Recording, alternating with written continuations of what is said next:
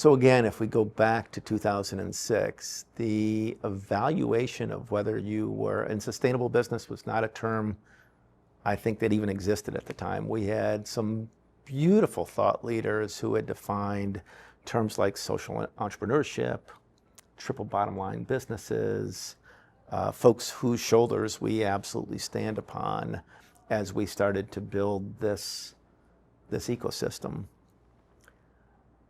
But when you looked at existing evaluations of whether you would meet the criteria, it was a checklist of all the things that you weren't. Again, our whole intention was to try to invert the conversation from what you're not to what you stand for. And as you went down that checklist, you could imagine what positive impact would look like on the other side of that equation. And so from the very beginning, even though I'm sure we didn't get it quite right, the intention was the standard reflects a net positive impact of a business, that indeed they are contributing to society and the public benefit that we all seek, that they are additive to the global effort to reduce, whether it be climate change or disparity of wealth, bringing people together. Ultimately, the whole intention of the standard was to move this to explicitly awarding positive impact. And that was a shift. That was a material shift from what was existing at the time. I'll be honest, we did not originally anticipate that we would have to create our own standards. We thought certainly there have to be standards that currently exist that can be used to measure the whole. What we were going to try to do differently was create a standard that looked at an entire business. There were hundreds of standards and certifications that were stovepipe in the environment or in supply chain or in governance, but there was nothing that we found looking at the entire corporation. And the intention from the very beginning was to create something that we knew would be imperfect, but hopefully represented the best knowledge at the time, and then build a system that allowed for constant evolution, that there would be continuous new versions of the assessment that reflected what we got wrong and simultaneously, hopefully, lifted up excellence. In terms of how we tried to get the balance right, when you build a standard, there is a tendency to move towards perfection. There's a tendency to try to create something that is going to reflect excellence everywhere.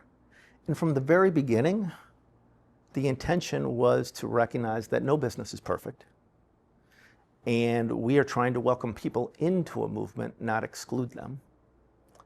And so let's build something that requires continuous improvement, creates a real bar for certification, but simultaneously could recognize any company of any size, any company from any industry. And so even the very first version of the assessment, I think we had 12 versions in the first version, recognizing different industry sectors and different company sizes. And as you know, over years, that grew to be, dozens of different versions to try to reflect what excellence looked like, what leadership looked like.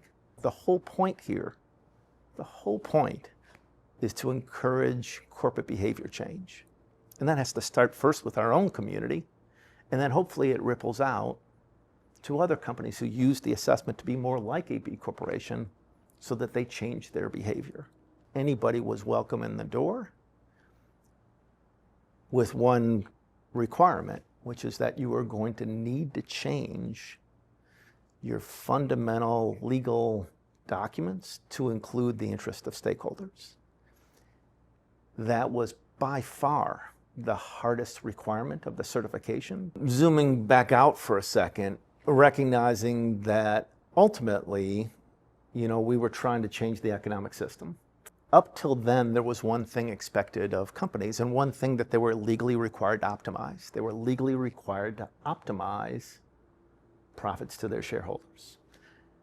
And we knew that our long-term vision was to try to move the overall economy from one that was exclusively focused on profit maximization and shareholder primacy to one that lifted up all stakeholders, that a business would need to balance not only their shareholders, but their people, the planet, their community.